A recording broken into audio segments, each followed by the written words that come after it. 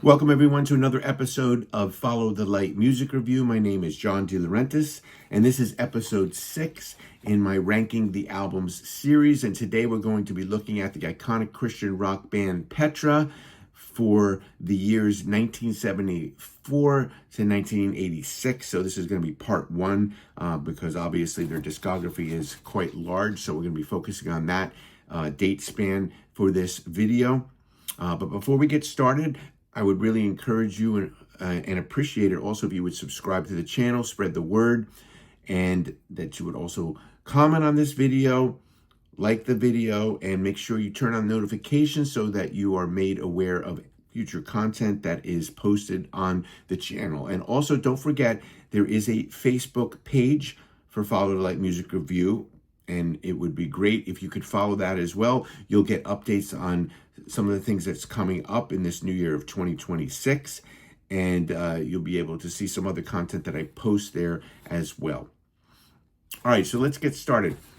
So one of the most iconic and influential bands in all of Christian rock is Petra. They were formed in 1972, and they broke down barriers for the future of Christian rock, which at the time was still considered by many churches and Christians as incompatible to the gospel message.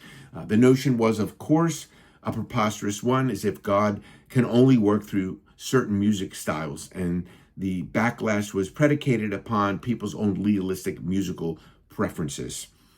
So Petra would go on to record its first self-titled studio album in 1974, and all these decades later, the band has just released a brand new studio album called Hope. Now, they did have a pre-order that was made available directly from them of the album in 2025, but the official 2026 release with the full cover and everything done, as an official release is coming out on Girder Records. So that you can order right now on Girder Music's website to get that. And it's doing very well as well on forums. It's getting into the charts and everything as well. It's a big event. This first new studio album since the last studio album was Jekyll and Hyde. So it was a long time ago. So it's a big deal here. So it's amazing that all these years, over 50 years later, this band is still going strong. Now, again, since their discography is large, I'm splitting it for the ranking of the albums into 2 parts. Part 2 will come later. That's going to take a little bit longer to put together because obviously there's a lot more releases, after the year 1986 when John Schlitt entered into the band. So this is going to cover from their 1974 debut album through their last studio album with the original lead vocalist, Greg X. Volz. I will discuss briefly 1986's live album, Captured in Time and Space. However, that is not going to be included in my ranking. So what we have here is going to be 7 studio albums that I'll be ranking in order of how I see them. So let's get started. Coming in at number 7 is Washes Whiter Than. This is the band's 1979 third studio album, released on Star Song. And this album is marked as the first official studio album with Greg X. Volz as an official band member. He's joined here by Rob Frazier, who would go on to a solo career, also songwriter as well. He did some songwriting with Steve Camp on the excellent Fire and Ice album, one of my favorites. He also sings lead vocals on here and also plays guitar and keyboards. And of course, Bob Hartman is the lead and does lead and rhythm guitar on here as well. The rest of the instrumentation is handled by guest musicians. So this is not really like an official, like full band release. It's basically Bob Hartman, Greg X. Volz, and Rob Frazier, joined by additional musicians in the studio. So this album is a very mellow, almost adult contemporary sounding album. It lacks the rock sound that Petra explored on their first 2 albums and would later get back to, thankfully. There are some strong songs on here, from Why Should the Father Bother to Yahweh Love, which is probably my favorite song here, and the opener, I'm Thankful. But, overall, the album is pleasant enough, but it's an album that lacks the punch that you expect from a band named Petra. Remember, Petra, the word from the Greek, it's coming from, means rock. And this is not really a rock album here for a band that was the forerunners in Christian rock. So here they kind of sound similar to a lot of the contemporaries and their contemporaries that were current at that time in the contemporary pop realm. So nothing that really makes them stand out here. So I think this is the weakest album in this era of Petra here. All right, so let's move on. Coming in at number 6 is Petra. This is the debut album from 1974, released on Myrrh Records. This album shows that the original lineup of Bob Hartman, Greg Hugh, Bill Glover, and John DeGroff were expert musicians. These guys know how to play their instruments here. The album features many strong tracks from the opener Walking in the Light, Backsliding Blues to Gonna Fly Away, and a lot of people like it or they don't, but I think it's kind of entertaining. The country romp, Lucas McGraw, kind of a lighthearted, fun song. The album, again, it's blues-based, boogie, kind of southern rock album that features some great guitar soloing and a powerful rhythm section. Again, these are musicians that know how to play their instruments, and they show that on this album. What drags down the album a bit is the absence of strong lead vocals here. The vocals here being handled by Bob Hartman and Greg Hugh. They both possess decent vocals, but they lack the power the band would need to propel them into the rock and roll arena. So it's a solid album. However, it's a pivotal one. It is a pivotal album because it shows how rock could be powerfully used to present biblical themes, And so in 1974, pretty groundbreaking, and again, the beginning of breaking down the doors of using rock music for Christian and biblical themes. So that comes in at number 6. All right, coming in at number 5 is Come and Join Us. This is the band's second album from 1977, also released on Myrrh Records. And the band here continue in the vein of the first album, but they upgrade their sound here with the addition of Greg X Volz, appearing for the first time, singing lead on 2 of the tracks here. The opening track is one that Greg sings on, God Gave Rock and Roll to You. And that was a song written by Russ Ballard from the band Argent. And they recorded that song in 1973. Argent was also known for another song you may know called Hold Your Head Up High. I remember that song very well, listening to that in the 1970s. The band Kiss would also go on to record a version of this song in 1992. But I believe Petra's version is top-notch. It opens up with some killer lead guitar soloing with Greg X Volz's melodious and powerful vocals, and the song ranks as a highlight song in the band's catalog. In fact, Hartman wanted to name this album God Gave Rock and Roll to You, but it was nixed by the record company. They ended up releasing it under another song title, the title track, Come and Join Us.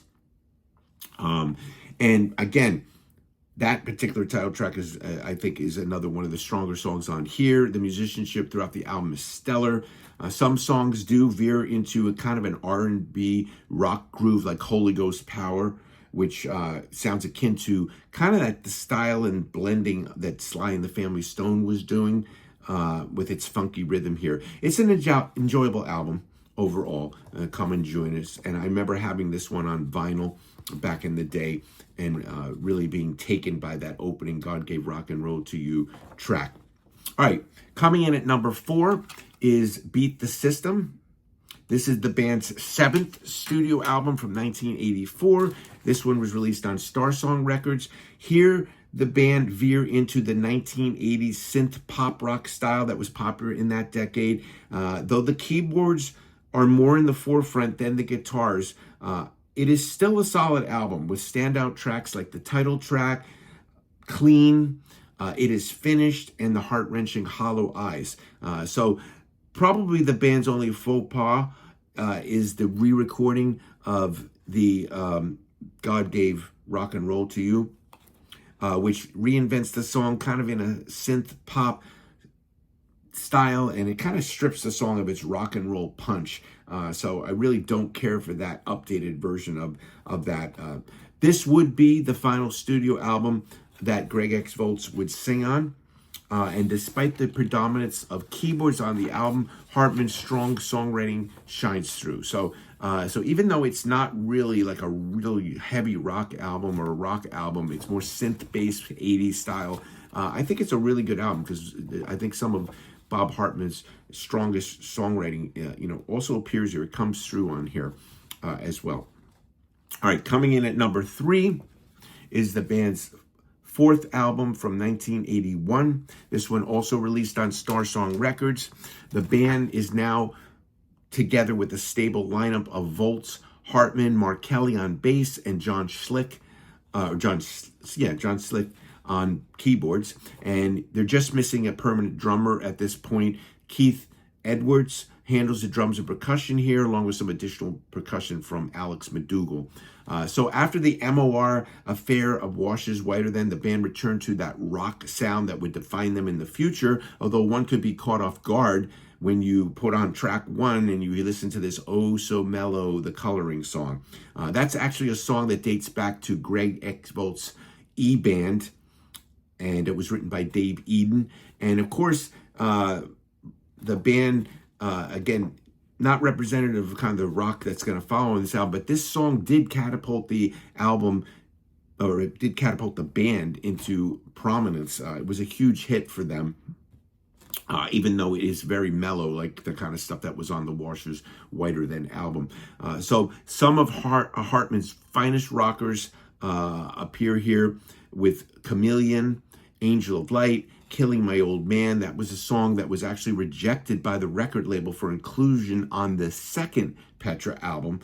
So that song dates back. In fact, I think on YouTube there is a video of the original lineup of Petra from those first 2 albums playing that song, Killing My Old Man. So I'll put a link to that in the description here if I can locate that again. Never Say Die. Another great song here. Volts also contributes 2 strong songs here. Without Him, We Can Do Nothing, and Praise Ye the Lord. It's a stellar album and one that delivers an impressive listening.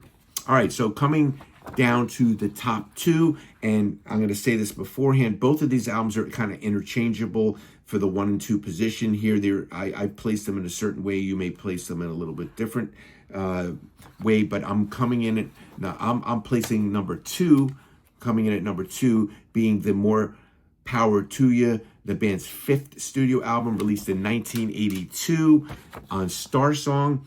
This album, which many will rank, obviously, and I would not, have any issue with him ranking this as the number 1 album during the Volts years. It's an absolute masterpiece. The songwriting is impeccable. The band gel as a tight-knit group with the addition of permanent drummer Louis Weaver joining the band here.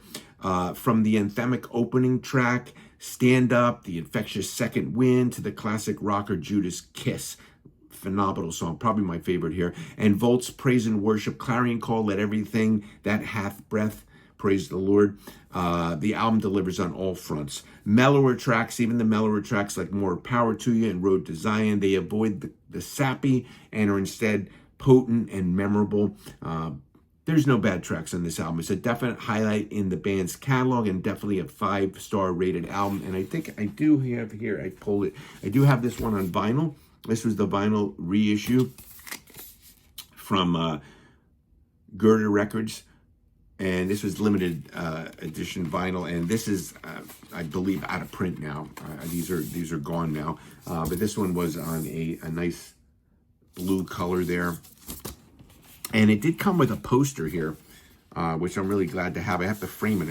I do have it in here, but this was really cool to have this. It's definitely a frameable print. You can see that there. For More Power to You. So that comes in at number 2 for me. And so,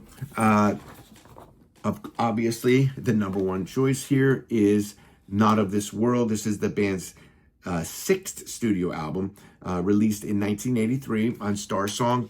This comes in number one for me, partly because it was one of my first Petra albums that I owned, but also because it's another masterpiece, like the previous album, and I really love this one. This one has some great tracks on it, from the Not of This World title track, which is a ballad, but it oozes with melody after that opening Visions track that begins the album and kind of bleeds into it. Just an absolutely beautiful melody here. Grave Robber is another kind of mellower song in here, but it equals that song in power and beauty.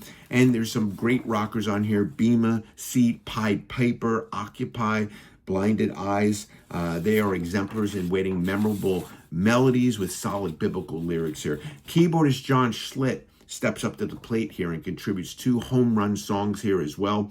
Not by Sight, which features a great keyboard solo a la John Lord of Deep Purple here. Just love it. And Occupy, which is another absolute highlight of the album here.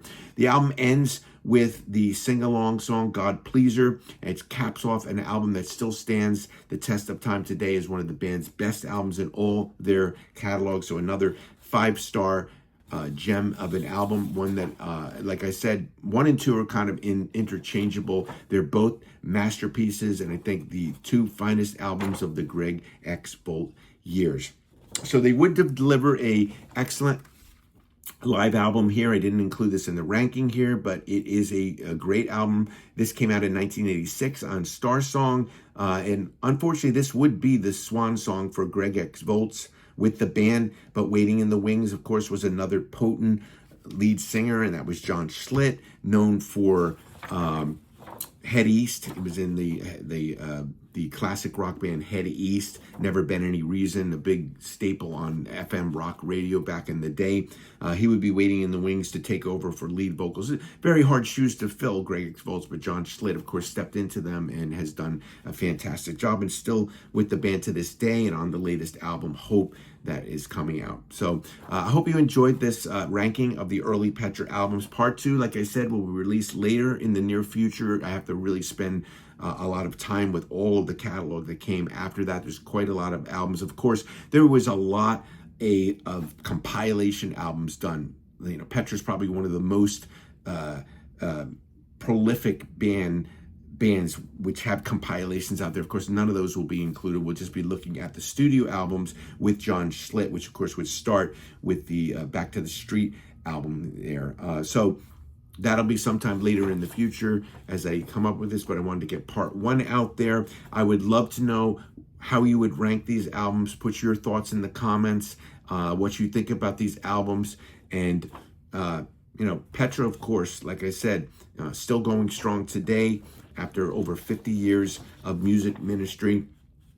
And again, one of the iconic Christian bands that broke down the doors and made the way and paved the way and helped pave that way for future Christian rock. You know, so now, of course, we have everything, all kinds of music, from thrash metal and everything used in Christian in circles here, which I'm so thankful for. So as always, I would like to encourage you to follow the light that shines out of the darkness.